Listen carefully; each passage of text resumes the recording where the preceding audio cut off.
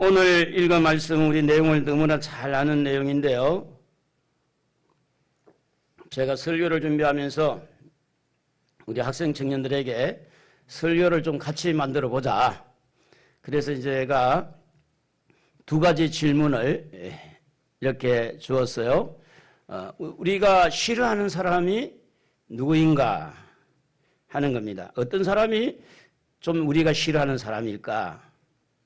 이것이 하나의 질문이었고, 또 하나의 질문은 그 싫어하는 그 사람을 예수님께서 부르신다면 내가 입장이 좀 곤란할 것 같고, 그럼 나는 어떻게 해야 될까? 그런 질문이었어요.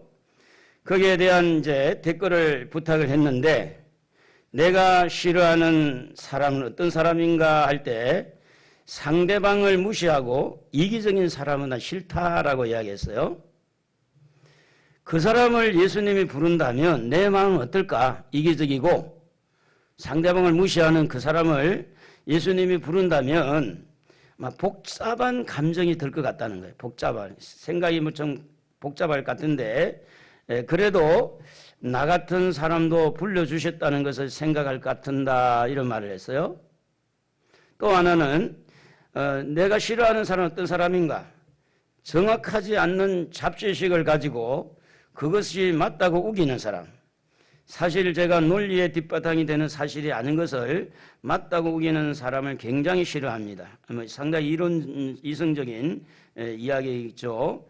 검증되지 않는 걸 자꾸 이렇게 우기는 사람. 그런 사람이 있어요. 안 들었는데 들었다고 그러고 말 안 했는데 했다고 그러고 우기는 사람 있죠. 그런데 그 사람을 예수님이 부르신다면 내 마음이 어떨까? 물론 검증되지 않는 부분에 있어서 맞다고 우기는 것은 명백한 잘못이지만 그런 사람도 분명히 잃어버린 양 중에 한 명일 것이기 때문에 사실은 불쌍한 사람인데 말이에요. 이런 식으로 생각한다면 관점도 다르게 되고 지난주에 목사님을 통해서 들은 말씀도 다시 생각나게 되는 것 같습니다. 긍휼 여기는 마음이 생겨나는 것이죠. 오히려 그에게 좋은 영향을 주고 싶은 마음이 올라와요. 그랬어요. 우리가 싫어하는 사람을 우리가 좋아하고 우리가 좀 이렇게 인정하고 우리가 좀 이렇게 생각하는 사람을 부를 때야 무슨 문제가 있겠습니까? 그런데 내가 굉장히 싫어. 옆에 앉기 싫고 눈도 맞추기 싫고 이런 사람을 예수님이 부른다면 입장이 좀 난처하지 않겠나.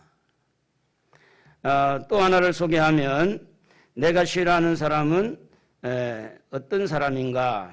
상사, 내가 무서워하는 상대이고 피하고 싶은 존재이기에 예수님을 조금이라도 전하지 못했는데 그럼에도 예수님이 불러주신다면 너무 감사할 것 같습니다.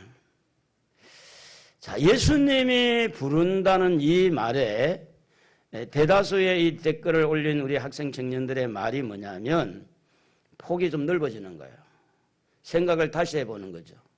내 관점에서 이렇게 저 사람을 내가 싫어했지만 예수님이 그 싫어하는 사람을 부른다고 할 때 조금은 이제 달리 좀 부드러운 마음, 긍휼한 마음.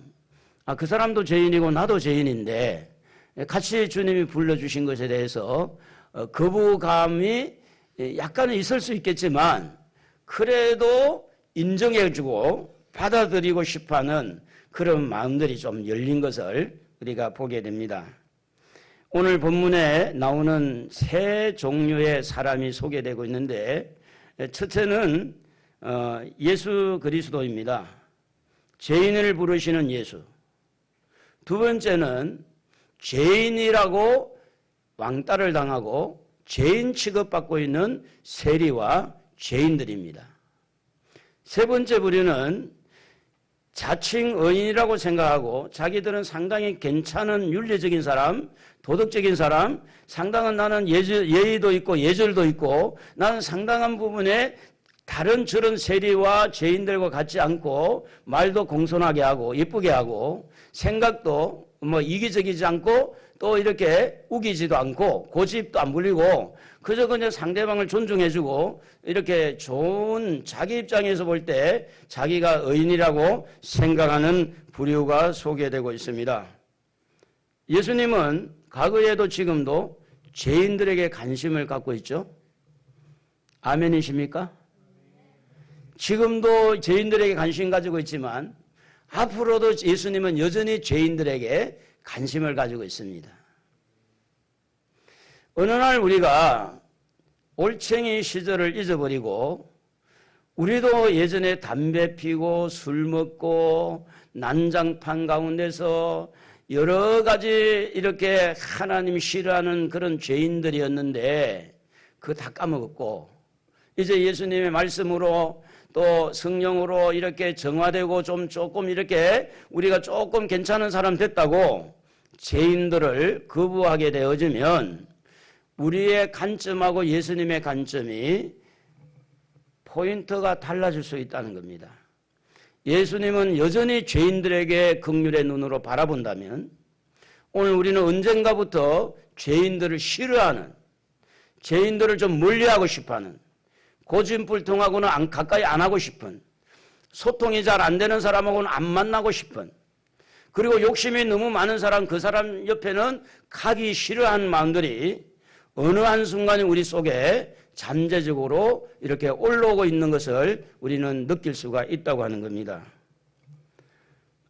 그런데 오늘 예수님은 마태라는 세간에 앉은 세리를 부를 때부터 죄인들에게 관심을 가지고 이 로마에 이렇게 세금을 바치면서 세금을 더 중과하게 이렇게 매겨서 세금을 더 많이 걷어들이면서 자기의 주머니를 채우고 나머지는 로마에 갖다 바치는, 다시 말하면 매국노라고 할 수 있는 그런 국민들로부터 칭찬을 받을 수 없는, 손가락질을 받을 수밖에 없는 이런 세간에 앉은 마태를 부르니 끼리끼리라고, 너희 집에 가서 내가 밥 좀 먹자. 집에 갔는데 끼리끼리라고 다 몰려온 사람이 대동소이해요. 세리들이 오고 또 죄인들이 온 거야 이게. 그런데 바리새인들은 종교 지도자이면서 나름대로 굉장히 의롭게 사는 사람들인데 예수님을 바라볼 때 좀 괜찮은 사람으로 봤어요. 의인으로 봤어요. 예수님 정도 되면 그래도 우리 같은 사람, 우리와 친해지든지 이래야 되지. 어떻게 저렇게 손가락질을 당하고 저렇게 죄인들과 또 세리들과 음식을 먹고 있냐. 좀 이게 아이러니한 거예요. 그래서 예수님의 제자들에게 여보세요. 당신들의 스승은 어떻게 저렇게 죄인들하고 밥을 먹냐. 근데 그 소리를 예수님이 들으셨죠.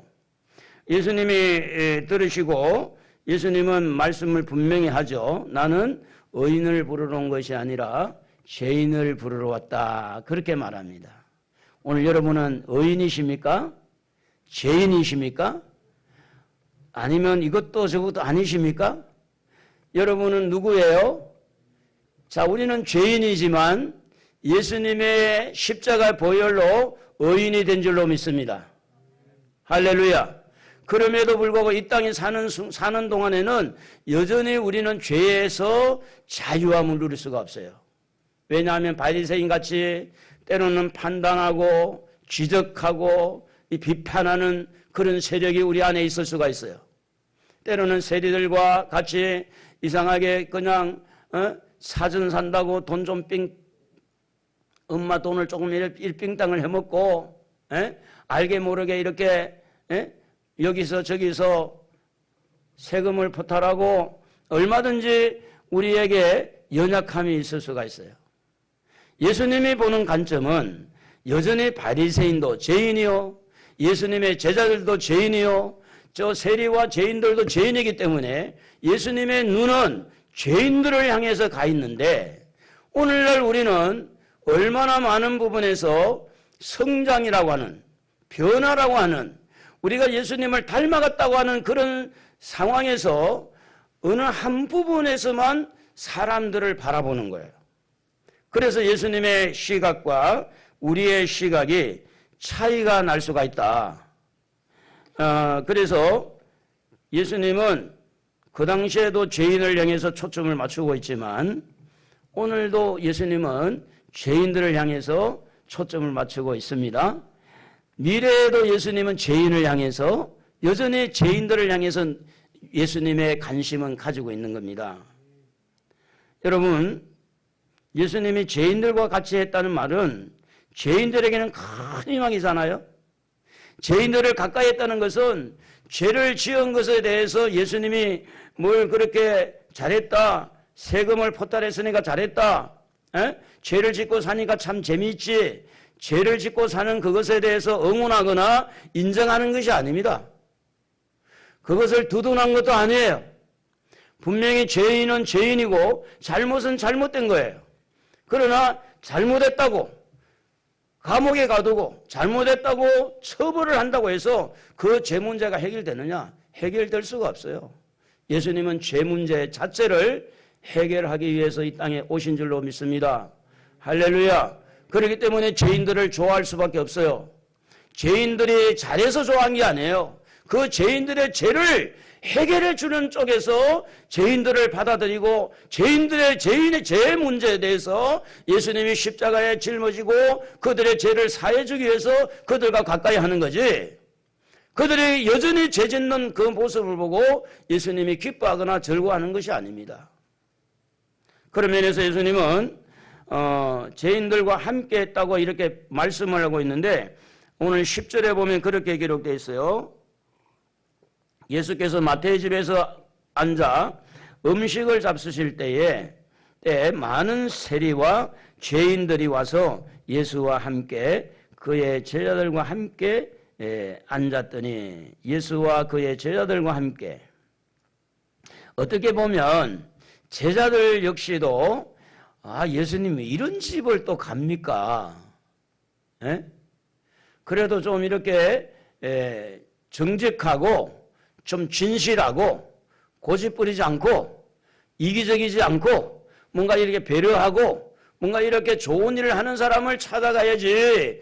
이거 뭐 다 소문나고 이거 다 사람들이 싫어하는 이 집에 뭐 가서 꼭 밥을 먹어야 되냐. 이 제자들까지도 그 부분에 대해서 크게 호응을 안 할 수도 있어요. 그런데 이제 이런 모습을 본 바리새인들은 무엇이 못마땅했느냐 하면 예수님에 대한 가치 또 자기들에 대한 가치를 굉장히 어렵게 본 겁니다. 물론 예수님은 어려운 분이죠. 그런데 자기들도 어려운 사람인 줄로 착각을 한 거죠. 그래서 그들의 가치에 그들의 기대에 못 미친 모습을 보고 왜 저럴까? 자, 오늘 우리 사회에 이런 문제들이 비일비재 지금 일어나고 있지 않습니까? LH 사건도 모두 다 욕심의 문제요. 이기심의 문제요. 자기만을 이렇게 자기중심의 문제가 결국은 LH 사건도 이렇게 터지게 만든 겁니다. 서울시장, 부산시장 이렇게 보궐선거를 하는데 어떻게든지 상대방의 죄를 폭로해서 어떻게든 상대방의 어떤 길을 꺾어서 그 말은 뭐냐면 내가 돼야 되는 자기중심이죠. 이기심이죠. 세상이 이런 몰골이에요. 이런 몰골. 그런데 예수님은 그런 자를 부르는 거예요.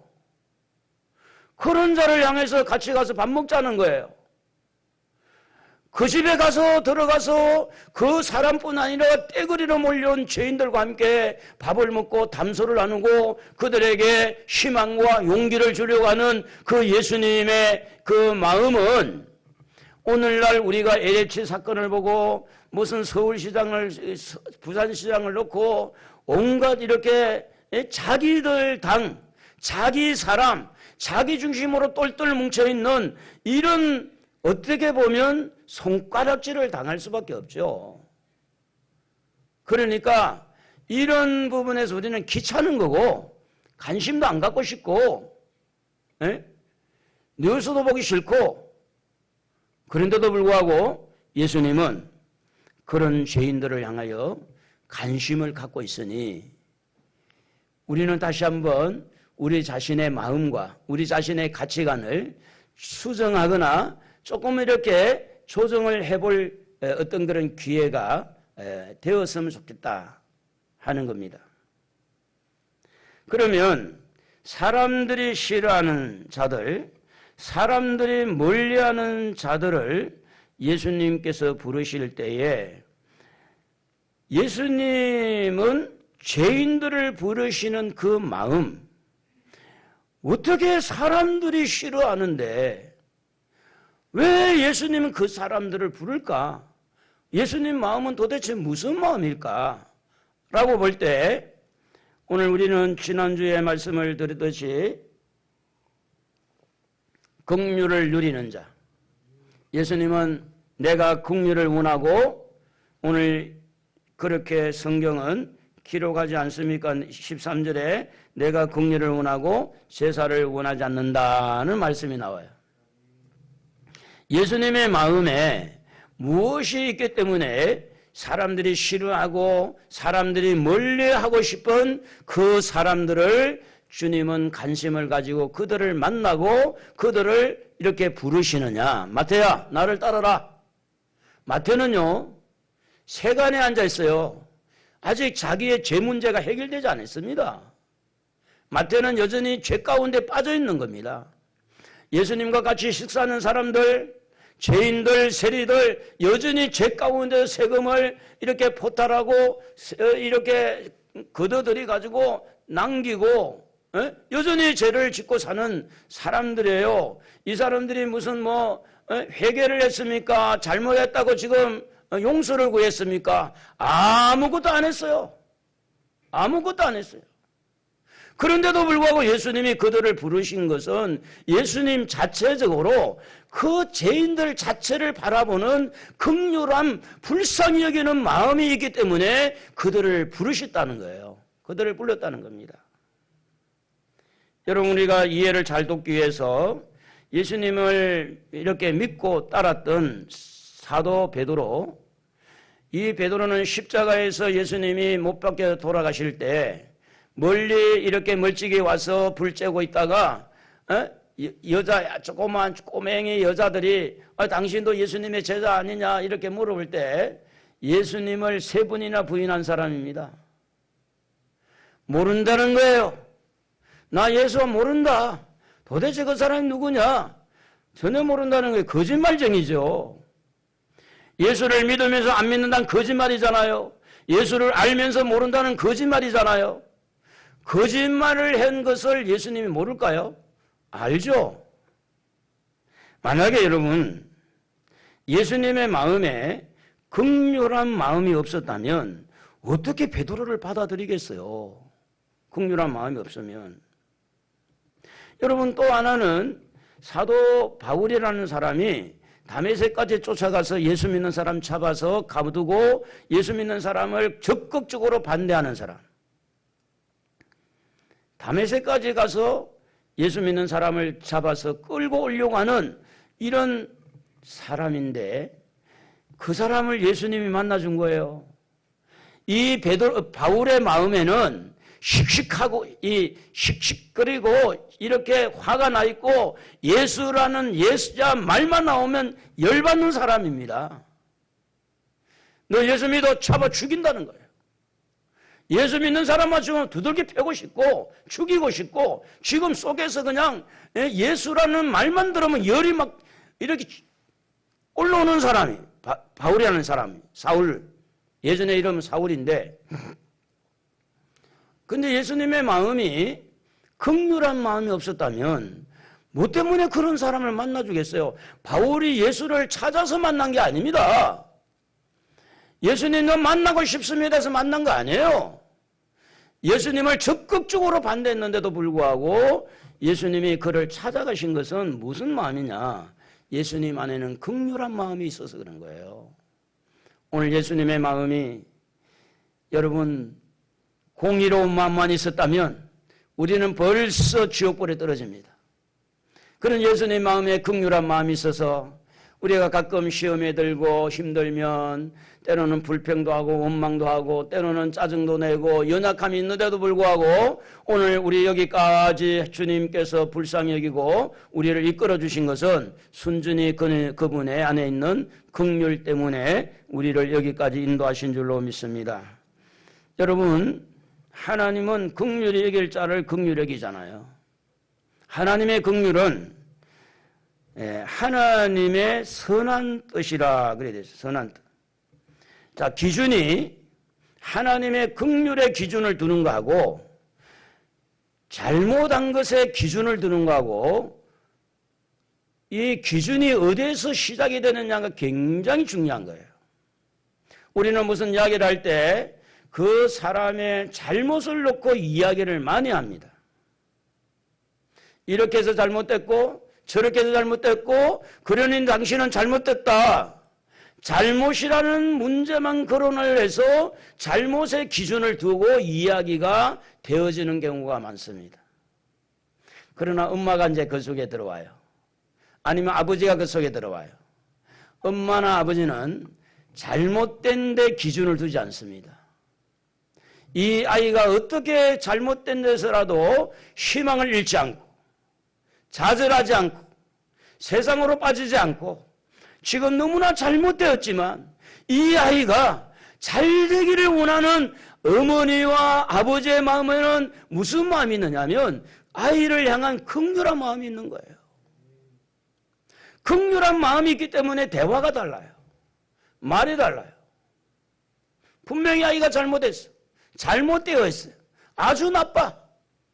교도소 가야 되고 이 아이는 너무 정말 구제불능일 수 있어요.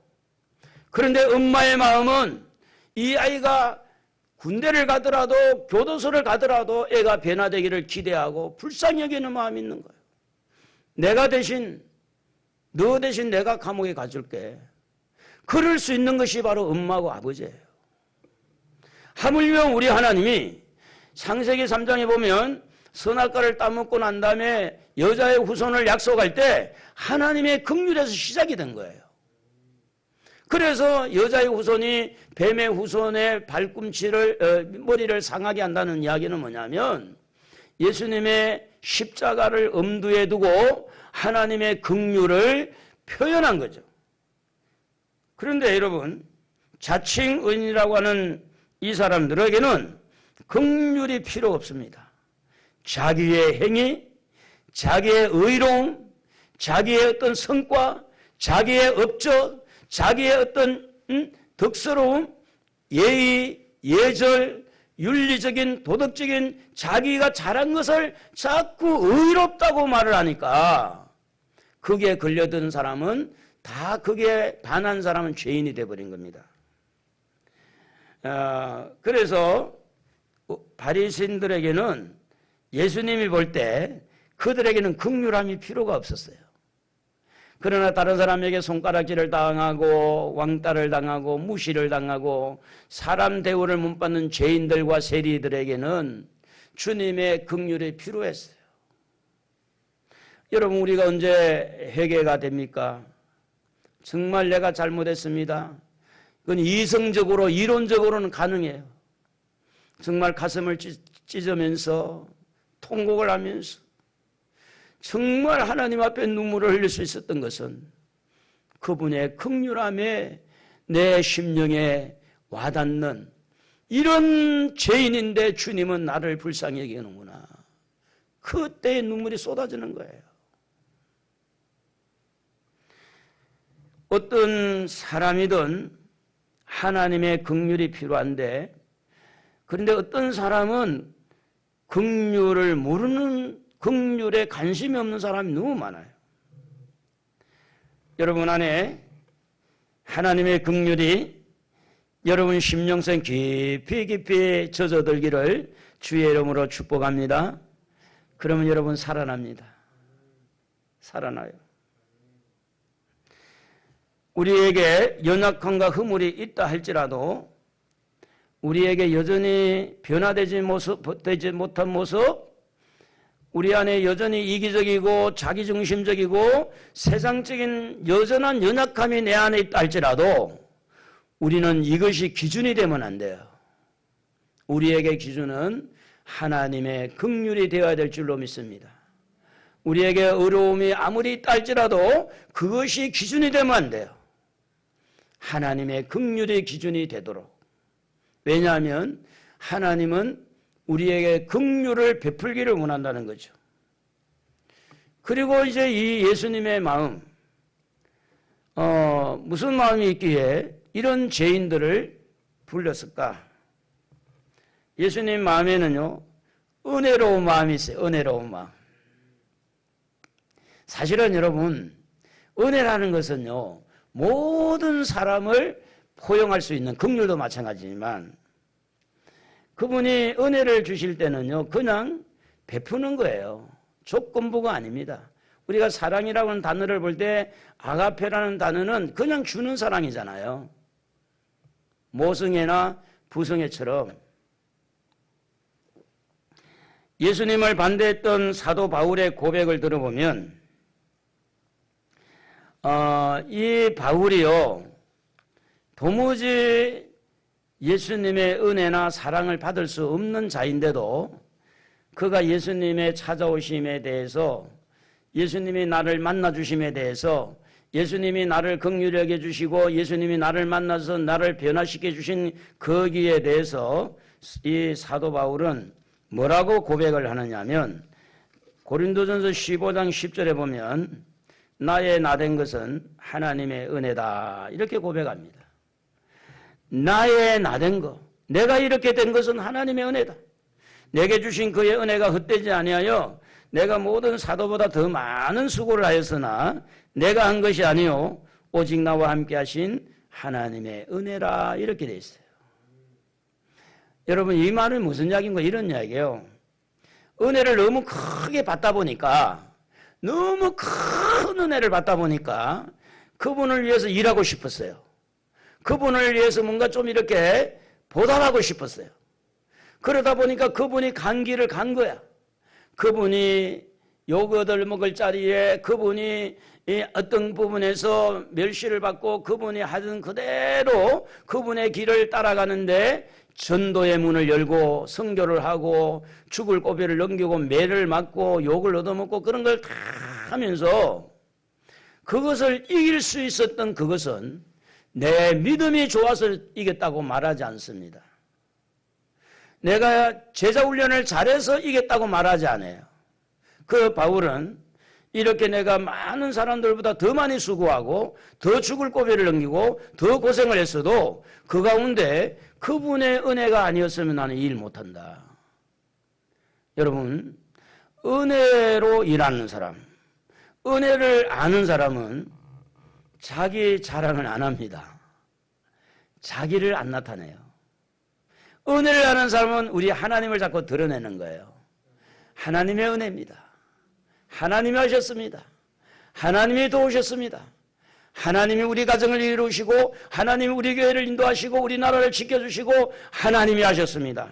사도 바울의 고백은 그분의 은혜를 이야기를 합니다. 그분의 이야기. 그분은 은혜로우신 분이다. 예수님의 마음은 은혜로운 마음이 있어요.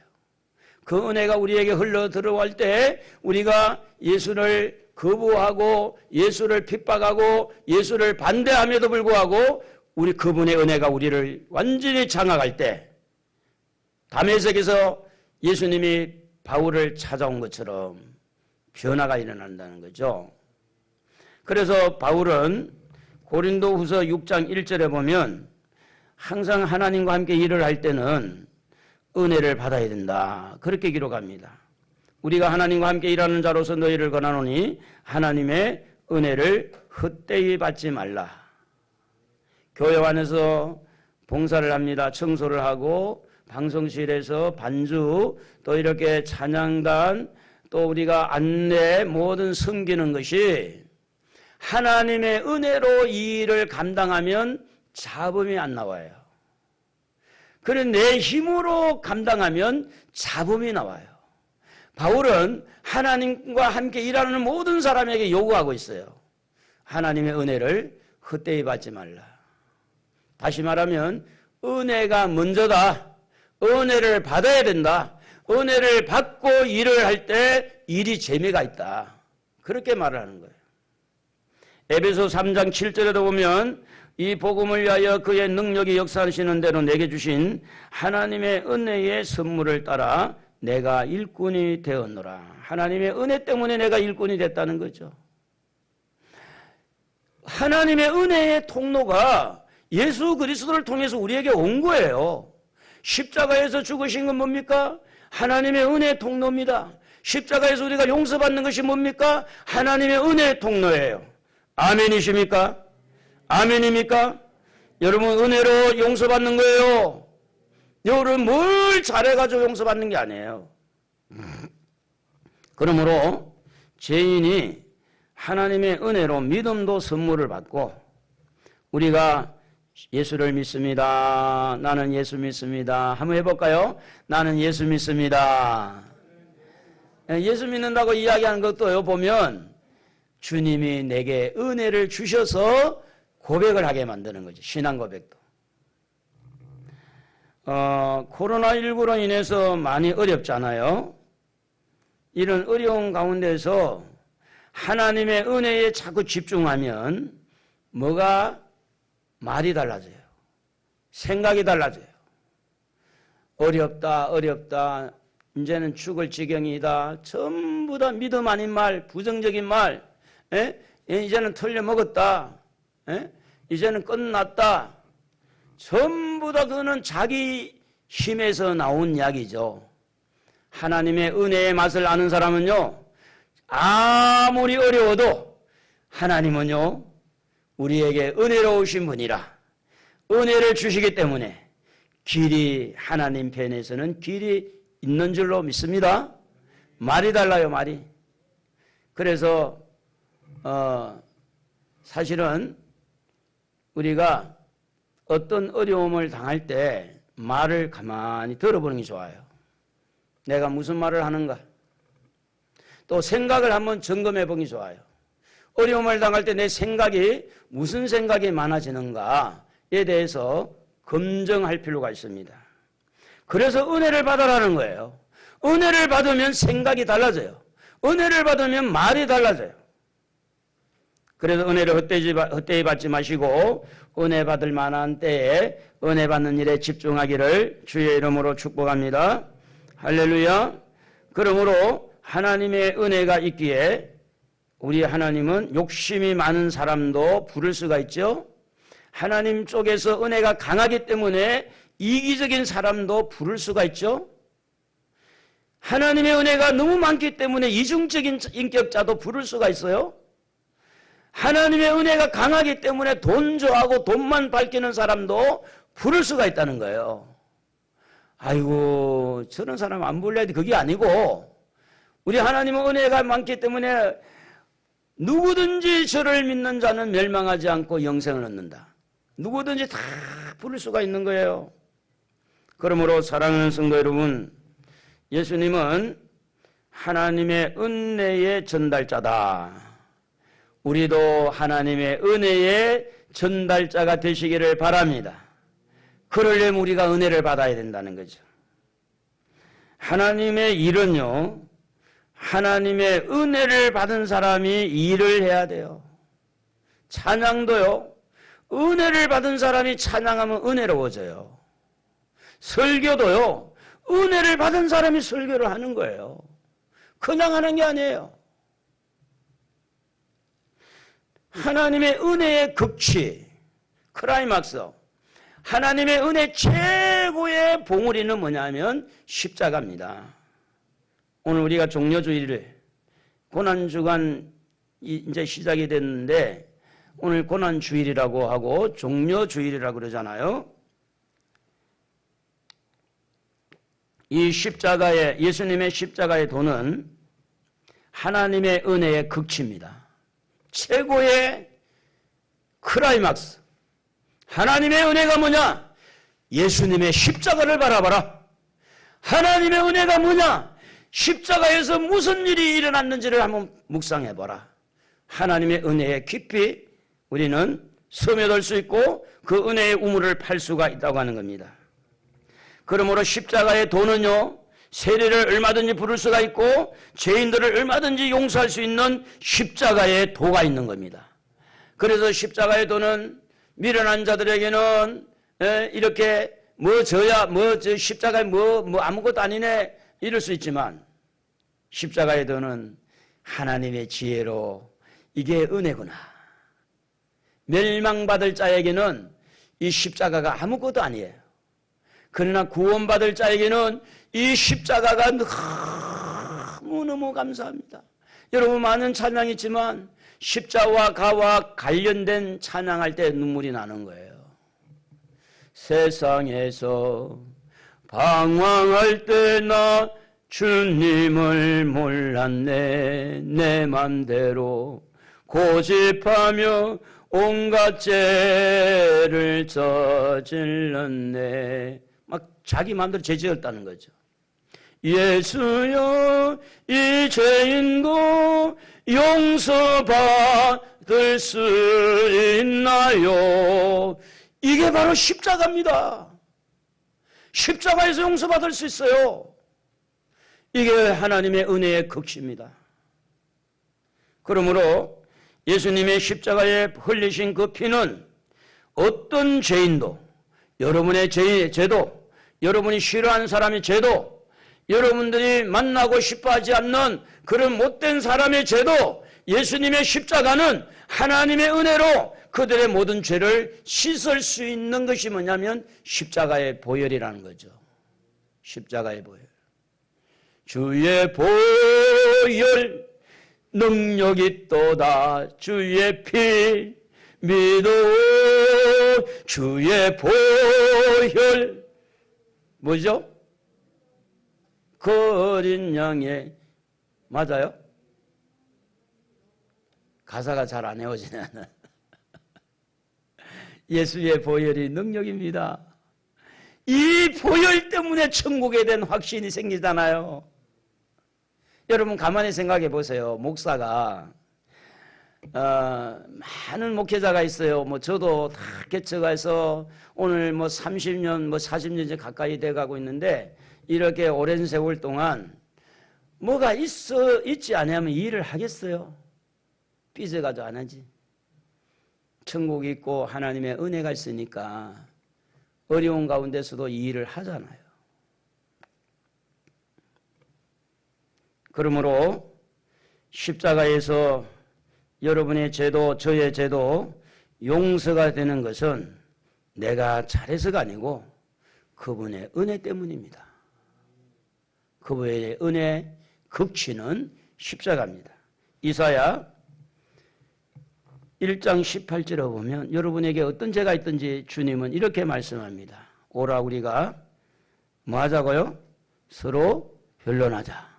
너희 죄가 주홍 같을지라도 와봐라. 눈과 같이 이어질 것이다. 진홍같이 붉을지라도 양털같이 깨끗하게 희게 될 테니까 와라. 뭐 때문에 그렇게 합니까? 십자가 때문에 그렇게 하는 거예요. 주의 보혈 능력이 또다. 진홍도, 진홍 같은 죄도, 주홍 같은 죄도 십자가의 능력으로 깨끗하게 정결하게 되어지는, 깨끗해지는 거예요. 그러므로 십자가를 바라보시고 십자가를 자랑하시고 십자가에서 흐르고 있는 주님의 보혈 때문에 나의 죄도, 여러분이 만나는 모든 사람의 허물도, 죄도 예수님의 십자가로 씻을 수 있다는 사실을 기억하고 그분은 그들을 부를 수 있는 거예요. 누구든지 부를 수 있어요. 이사야 43장 25절에 보면 나 곧 나는 나를 위하여 네 허물을 도말하는 자니 내 죄를 기억하지 아니하리라. 이렇게 은혜를 베풀고 십자가를 통해서 우리의 죄를 용서해 주시는 것은 누구를 위해서라고요? 하나님을 위해서요. 하늘나라에 가서 우리가 영원한 예배자가 되도록 하기 위해서, 이 땅에서 복음을 전하는 자가 되도록 하기 위해서, 이 땅에서 예배자가 되도록 하기 위해서 하나님은 여러분은 여러분의 죄를 기억하겠지만 우리 하나님은 여러분의 죄를 기억도 안 한답니다. 기억도 안 한대요. 십자가에서 어떤 일이 일어났어요?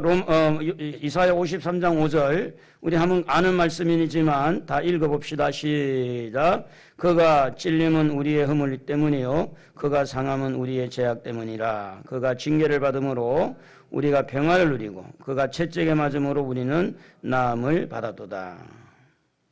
여러분, 십자가에서 어떤 일이 일어났냐면 머리부터 쭉 한번 내려가 보면 머리가 찔렸는데요. 뭐에 찔렸다고 그래요? 가시에 찔렸답니다. 가시에. 그러니까 머리부터 쭉 온몸에 피투성이가 되는데 머리에 왜 찔렸을까요? 사람들이요, 그가 찔림은 우리의 허물, 머리를 가지고 죄를 짓는 것이 너무 많아요. 이 생각으로 짓는 죄가 많아. 예수님께서 그가 찔림은 우리의 허물, 그가 상함은 우리의 죄악 때문이라 그랬는데 왜 머리에 예수님이 가시에 찔렸을까요? 바로 내가 머리를 가지고 생각을 가지고 지은 죄, 그거 감당하시려고. 조금 내려오면 이제 심장이 찔렸잖아요. 심장. 마음으로 지은 죄가 또 얼마나 많아요. 마음. 창에 찔렸잖아요. 심장이 터져서 온몸의 피와 물을 다 쏟아냈잖아요. 마음으로 짓는 죄. 손으로 내려오면 손으로 이렇게 때리고 손으로 꼬집고 핥히고 손으로 이렇게 슬쩍슬쩍 이렇게 남의 거 훔치고 손으로 짓는 게 죄가 얼마나 많아요. 이 손으로 지은 죄 주님이 감당하시려고 찔렸어요. 못에 찔렸어요. 덩어리는 어떻습니까? 채찍에 맞아서 살찜이 떨어져 나가고 이게 한번 때려서 빼 나오면 살이 뚝뚝 떨어져 나오는 그 살찜이 떨어져 나가는 고통을 왜 그랬느냐? 우리의 등에는 죄의 짐을 지고 있잖아요. 그 등에 있는 죄짐을 버리도록 하기 위해서 주님이 그렇게 고난을 당하신 거죠. 여러분, 내려오면 발이 또 못에 찔렸잖아요. 우리가 걸어다니면서 또 죄를 많이 짓습니다. 행동으로 짓는 죄. 이런 죄를 감당하기 위해서 주님은 가시에 찔리고 못에 찔리고 창에 찔리고 이렇게 찔리신 것은 십자가에서 다 일어난 건데 이게 하나님의 은혜의 극치라는 거죠. 하나님의 은혜.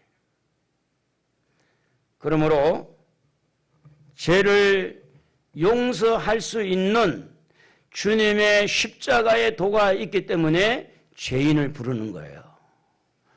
이 사람도 부르고 저 사람도 부르는 거예요.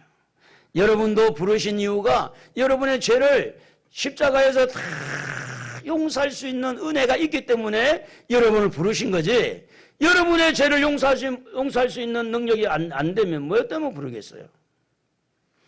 그래서 이사야 53장 6절에 보면 우리는 다 양 같아서 그릇 행하여 각기 제 길로 갔거늘 여호와께서는 우리 모두의 죄악을 예수님에게 담당시키셨도다. 할렐루야. 예수님은요, 우리의 죄를 짊어지고 우리 하나님 앞에 우리 죄를 짊어지고 십자가에서 죽으신 거예요.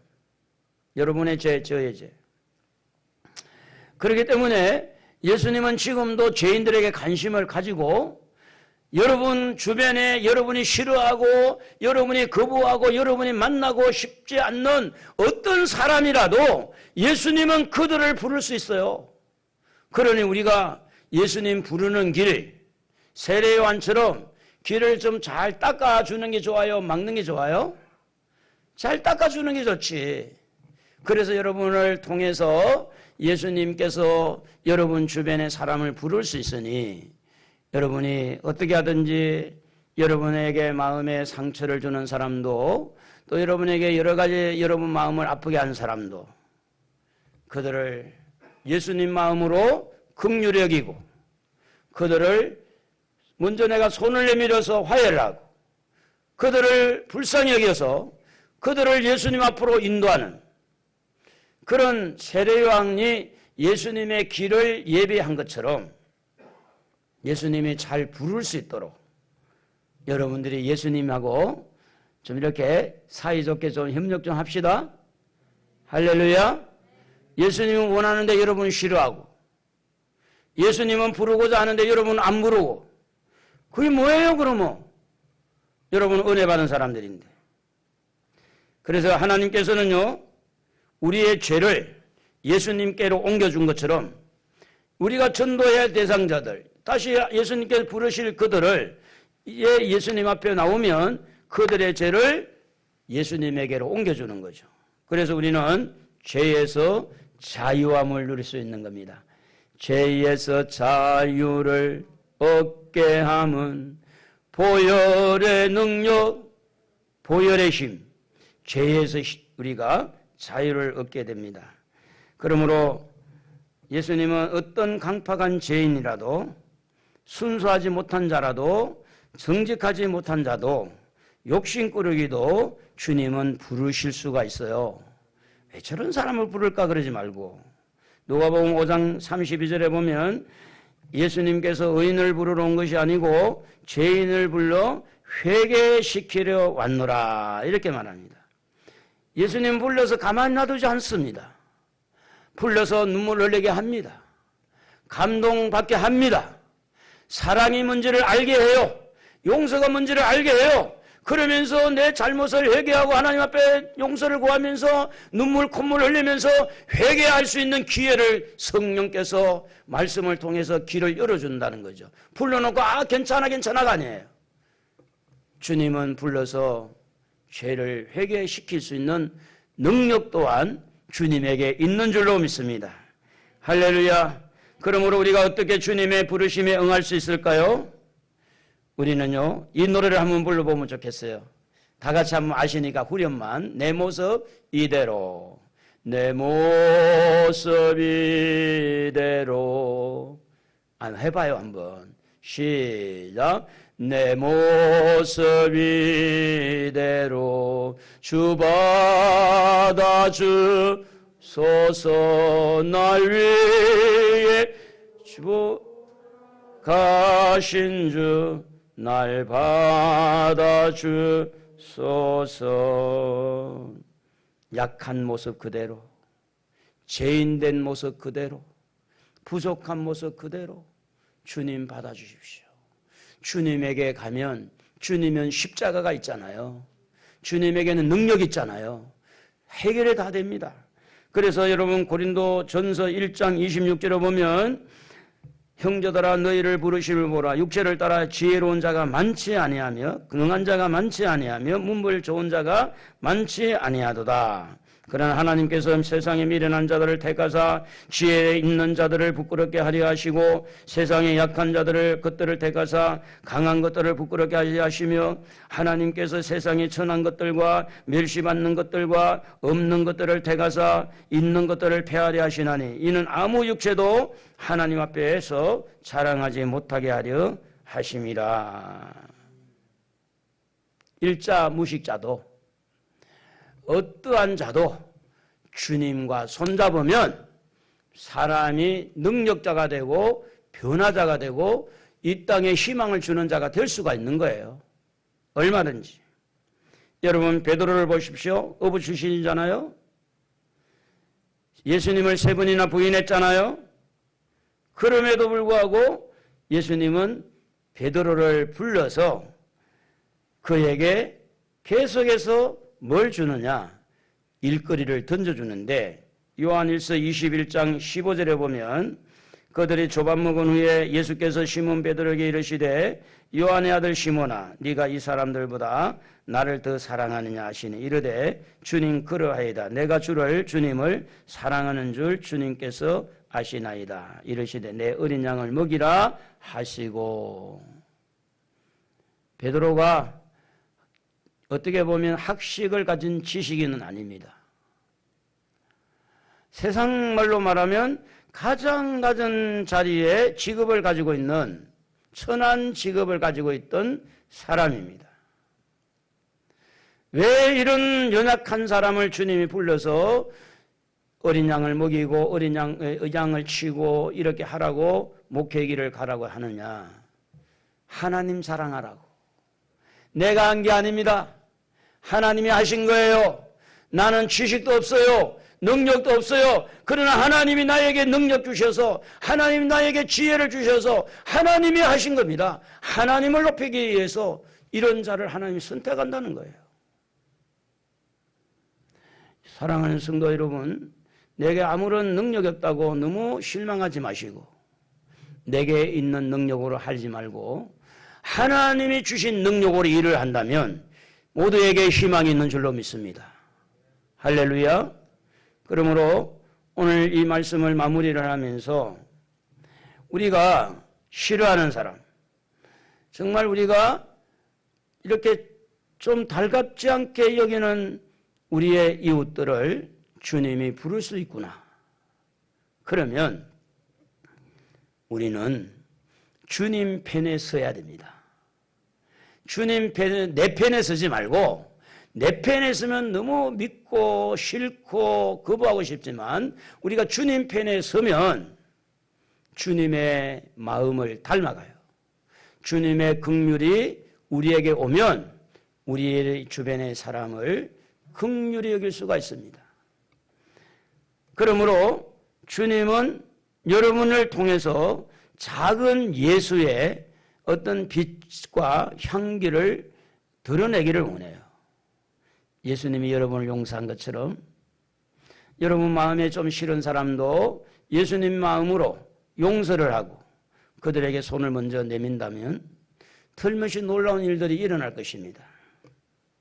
사람들은 의인에게 관심을 가지고 있지만 지금도 주님은 죄인들에게 관심을 갖고 있습니다. 주님에게 용서가 있어요. 주님에게 긍휼이 있어요. 주님에게 사랑이 있어요. 주님에게 능력이 있어요. 주님이 감당하지 못할 죄인은 하나도 없어요. 오늘 이렇게 죄인을 향해서 주님은 지금도 마음 아파하고 죄인을 구박하고 비판하고 판단하는 것이 아니라 그 죄인들에게 어떻게 긍휼을 베풀고 어떻게 그 죄인들을 회개시켜서 살릴 것인가에 대해서 그래서 마태를 부르시고 세리들과 죄인들과 음식을 나누었다는 말은 오늘 우리의 생각, 우리의 삶의 패턴을 약간 수정을 할 필요가 있지 않겠나.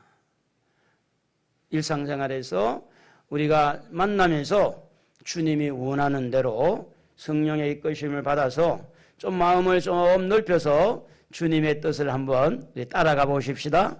놀라운 일들이 일어날 줄로 믿습니다.